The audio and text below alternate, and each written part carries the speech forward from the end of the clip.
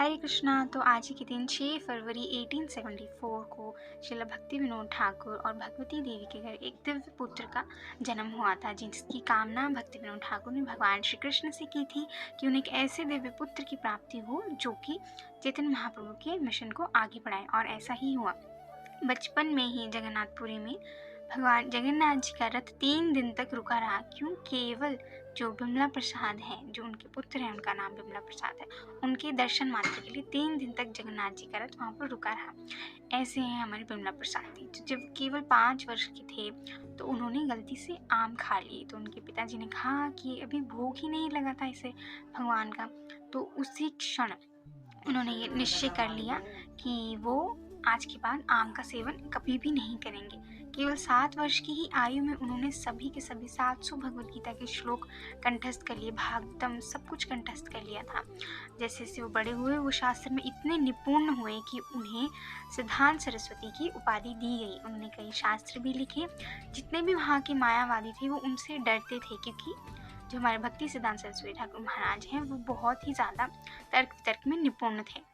जो उनके गुरु महाराज हैं गौरकिशोरदास बाबा जी महाराज, उनको सिर्फ 3 इंस्ट्रक्शन दी थी। पहले कि वो कभी भी कोलकाता नहीं जाएंगे, कोई भी डिसाइबल को एक्सेप्ट नहीं करेंगे, और ना ही किसी मायावादियों का संग करेंगे। तो अच्छा, अभी कोई पूछेगा लेकिन वो तो कोलकाता गए थे। तो इसमें भक्ति सिद्धांत सरस्वती महाराज कहते हैं कि मैं कोलकाता नहीं गया, मैं गौड़िया मठ में गया था, जो कि वैकुंठ के समान है।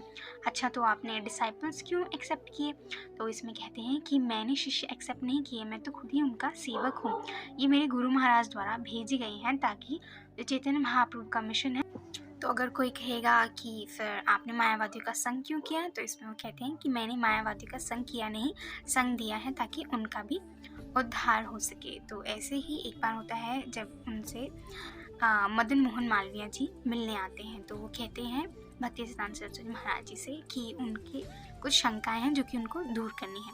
तो इसमें महाराज जी कहते हैं कि आप मेरे शिष्य के पास जाइए, वो आपका इस समस्या का समाधान कर देंगे।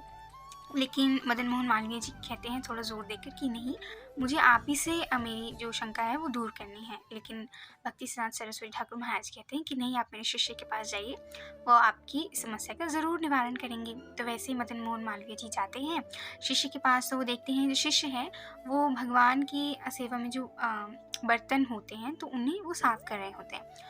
तो फिर जो भक्त होते हैं वो कहते हैं कि अभी मैं सेवा कर रहा हूँ, आप मेरी सेवा में सहायता कर दीजिए, जैसे ही ये हो जाएगा तो फिर मैं आपकी समस्या का समाधान कर दूँगा। तो मदन मोहन मालवीय जी वैसे ही उनकी सेवा करने लगे। ठीक है। फिर उसके बाद जैसे ही सब समाप्त हुआ, वैसे ही मदन मोहन मालवीय जी भक्ति सिद्धांत सरस्वती महाराज के पास वापस आए। तो महाराज जी ने पूछा कि आपकी समस्या का समाधान हो गया है? तो मदन मोहन मालवीय जी ने कहा कि हाँ, हो गया है। तो इस प्रकार की वो लीलाएं करते थे। तो ऐसे ही एक बार सुभाष चंद्र बोस जी आए थे, क्योंकि उस समय स्वतंत्रता के लिए देश में लड़ाई चल रही थी।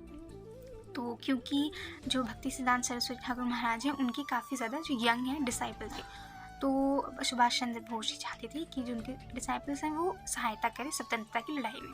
तो वैसे ही सुभाष चंद्र बोस जी उनके पास आते हैं ये निवेदन लेकर कि वो उनके शिष्य उन्हें दे दें। लेकिन इस पर भक्ति सिद्धांत सरस्वती स्वामी महाराज जी कहते हैं कि आप अभी भारत में रहते हैं तो आप भारत के लिए स्वतंत्रता की लड़ाई लड़ रहे हैं, अगले जन्म में आप इंग्लैंड में रहेंगे तो आप इंग्लैंड की स्वतंत्रता की लड़ाई कर रहे हैं।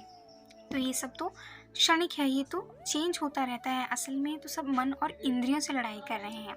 तो ये सुनकर ही जो सुभाष चंद्र बोस जी हैं, तो इस पर सुभाष चंद्र बोस जी हैं वो मान जाते हैं, और फिर वो शिष्य ले जाने का जो विचार है वो त्याग देते हैं और वो वहाँ से चले जाते हैं।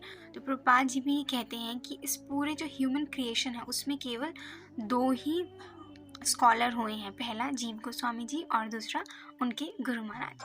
तो हम देखते हैं कि कैसे श्रील प्रभुपाद जी ने अपने गुरु महाराज की आज्ञा का पालन कर देश विदेश में हरि नाम का प्रचार किया है, महाप्रभु के इस मिशन को आगे बढ़ाया है। तो हमें ऐसे ही आशा करते हैं कि जो भक्ति सिद्धांत सरस्वती महाराज हैं उनके चरणों में हमें हमेशा ये प्रार्थना करनी चाहिए कि वो हमें भक्ति पथ पर और आगे बढ़ाएं, ताकि हम भी चैतन्य महाप्रभु के इस मिशन में सहायक बन सकें।